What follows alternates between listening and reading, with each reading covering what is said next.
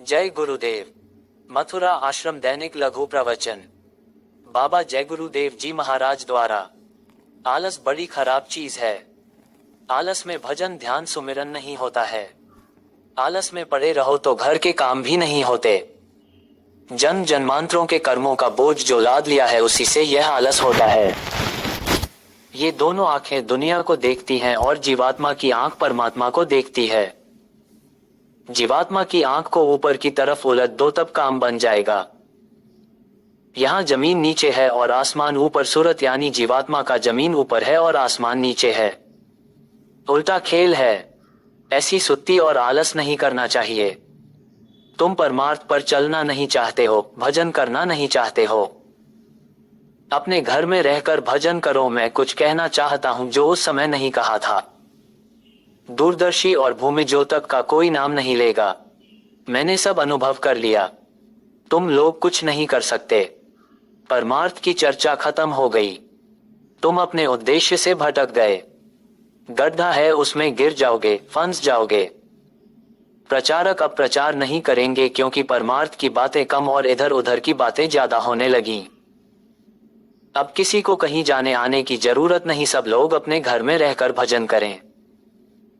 अपनी अपनी जगह पर 2 4 10 20 लोग बैठकर ध्यान भजन सुमिरन प्रार्थना करें। मैं सब जगह अभी चिट्ठी भिजवाए देता हूं। यहाँ आश्रम में आकर सेवा करो। सेवा से कर्म की सफाई होती है। जो कर्म शरीर से किए हैं उसकी सफाई तन की सेवा से करो और जो कर्म अंदर में जमा है उसे भजन से काटो। सेवा करने से तन की सफाई होती है, मन की सफाई होती है, फिर भजन बनता है। इसीलिए पहले सत्संग फिर सेवा तब भजन। जब कभी ऐसे स्थानों में जाओ तो हमेशा सत्संग की चाह रखो। तुम वहां गए और घूम फिर कर चले आए तो मिलेगा क्या? ईंट पत्थर की मूर्ति बना ली, उससे क्या होगा? वो न तो तुमको मना करेगी कि बुरे काम मत करो और न यही कहेगी कि अच्छे काम करो।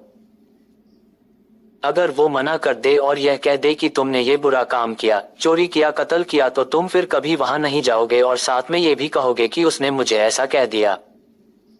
सुमिरन 24 घंटे में एक बार जब समय मिले कर लो। सुमिरन का मतलब ये कि हम आपको याद करते हैं। मालिक की दया का परिचय तब मालूम होगा जब दया के घाट पर बैठोगे। जब मन संसार से उदास हो, उचाट हो, ध्यान भजन में लगता हो तो समझना चाहिए कि दया हो रही है। आंखें बंद करने पर ध्यान के समय काले और सफेद बादल आते और जाते दिखाई देने लगे तो समझो कि दया की धार चल रही है। कर्मों के बादल धीरे धीरे साफ होते हैं। जब संसारी भाव आने लगे तो समझो कि कर्मों के पर्दे आ गए हैं।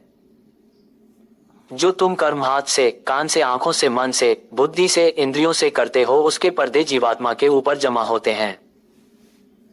आंखों से बुरा देखा तो फौरन पर्दा पड़ गया, या मन से बुरा सोचा तो उसके पर्दे भी आ गए जो ध्यान भजन के वक्त में साफ करने पड़ते हैं। अब की बार भंडारा 5 से 11 दिसंबर तक होगा। 8 की शाम और 9 की सुबह, तिथि अगहन शुद्धि दशमी। अब की बार सब लोग आए जितने भी नामदानी हैं। 7 दिनों का कार्यक्रम होगा। सत्संग के अलावा कोई बात नहीं। श्वासों की पूंजी है। इस बात को रोज समझाया जाता है। पूंजी खत्म होते ही मकान मालिक इस शरीर से निकाल कर बाहर कर देगा। जब पूंजी खत्म हो गई फिर तो समय मिलेगा नहीं। जिनको नामदान मिल चुका है उनको चाहिए कि जब सुमिरन पर बैठे तो जिसका नाम ले उसके रूप को याद करें। जब नाम और रूप पक जाता है तो जब चाहे सुमिरन करो, फौरन सुमिरन बनने लगता है। लेकिन पहले मन को रोककर थोड़ी मेहनत करनी पड़ती है, तब सुमिरन पकता है। पड़ा इस मन का युगों युगों का स्वभाव, हर योनियों का स्वभाव पड़ा हुआ है, इसलिए ये भाग दौड़ करता रहता है। इसके लिए सत्संग की जरूरत होती है। सत्संग में हर बातें समझाई जाती हैं। जब सुमिरन ठीक ठीक होने लगेगा तो ध्यान भजन बनने लगेगा। अंतर में चलोगे तो मौत का घाट है जो सामने दिखाई देता है। वहां पहुंचने पर मौत का भय खत्म हो जाता है। इधर भी माया की फंसाहट है, अंतर में भी शिव और शक्ति ने जाल बिछा रखा है। वहां देखते ही फुरना पैदा होती है और साधक यहाँ दुनिया में आकर ही गिरता है। गुरु की जरूरत इसीलिए होती है। अंतर में कदम कदम पर गुरु संभाल करते हैं। ऐसा न करें तो साधक स्वर्ग में ही फंस जाए और आगे जाने को तैयार न हो। वहां की स्त्रियां इतनी सुंदर हैं कि उनकी उपमा इस दुनिया में कहीं नहीं। कोई भी माई का लाल बगैर गुरु के उधर जा ही नहीं सकता। प्रेमी जो साधना में लगे हुए हैं उन्हें चाहिए कि दुनिया की तरफ से उदास हों। उदास होंगे तभी मन मुड़ेगा। अभी तक दुनिया में कुछ नहीं मिला तो आगे भी कुछ मिलने वाला नहीं। मन बार बार उन्हीं सामानों में, उन्हीं रिश्तों में जाता है। उदासी आएगी तो मन धीरे धीरे अंतर की ओर मुड़ेगा। प्रातः 15 मिनट सुमिरन करो, फिर 45 मिनट भजन पर बैठ जाओ। सिर को ढक लो ताकि मच्छर परेशान न करें। मन की रोकथाम जरूरी है। मन की चाल अभ्यास के वक्त ही मालूम होती है। मन जब रुकेगा तभी शब्द सुनाई देगा। शब्द से तो अमृत चूता है। जब मन को वह अमृत पीने को मिलेगा तभी वह चुप होगा। भजन से थकावट दूर होती है, लेकिन जब मन लगेगा तब। मन भागता रहेगा, गुनावन करता रहेगा, तब थकान नहीं जाएगी। भजन की चोरी की माफी मालिक के दरबार में नहीं होती। जय गुरुदेव।